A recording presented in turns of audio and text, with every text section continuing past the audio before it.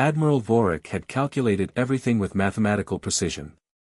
The human fleet consisted of 847 vessels, outdated cruisers, aging destroyers, and converted cargo haulers masquerading as warships. Against the hegemony's 2,000 state-of-the-art dreadnoughts, each equipped with quantum disruptors and phase shields, it should have been a massacre. The plan was elegant in its simplicity: draw the humans into the Centauri Nebula, where their primitive sensors would be useless, then systematically eliminate them ship by ship. The Galactic Council had specifically requested that human casualties be maximized, a demonstration to other upstart species of what happened when you refuse to submit to the natural order. Begin the engagement, Vorik commanded from the bridge of his flagship, the Inevitable. Leave no human vessel intact. The first wave of hegemony ships swept forward, energy weapons charging, confident in their technological superiority. That confidence lasted exactly 17 seconds. The human ships didn't fight back, they transformed. What the hegemony had mistaken for crude cargo haulers suddenly unfolded like mechanical flowers of death. Hidden compartments opened, revealing weapons that shouldn't exist.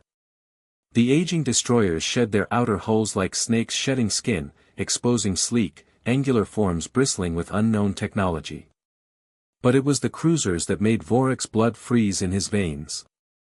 They split apart, not destroyed, but deliberately separating into hundreds of smaller vessels, each one moving with impossible agility. What had appeared to be 847 ships became 8,470 in the span of a heartbeat. Then those vessels began to dance. The humans had weaponized their own mortality. Each small craft was piloted by a single human, and they flew like beings who had already accepted death.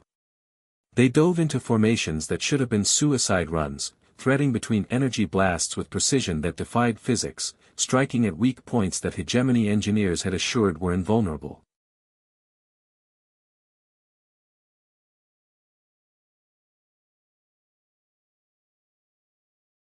Impossible, Vorik whispered, watching his tactical display as red indicators began blooming across his fleet.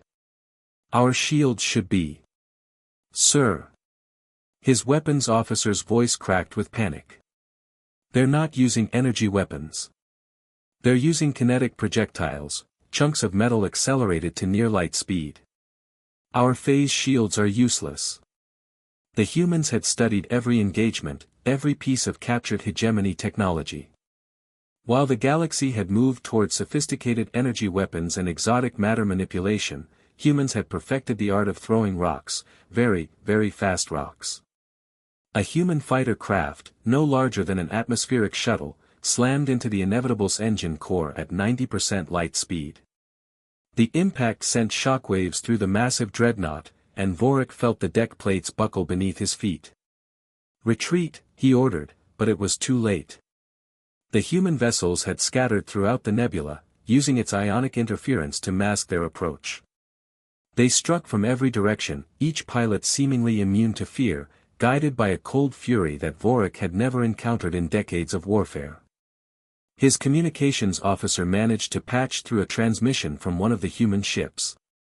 The voice was calm, almost conversational. Admiral Vorik, this is Captain Sarah Chen of the Terran Defense Force. You came here to take human lives, as promised. We're here to return the favor. Through the viewscreen, Vorik watched as another of his dreadnoughts was torn apart by a swarm of human fighters, each no bigger than a life pod but moving with lethal intent. Your species believes in overwhelming force, Chen's voice continued as explosions lit up the nebula around them. We believe in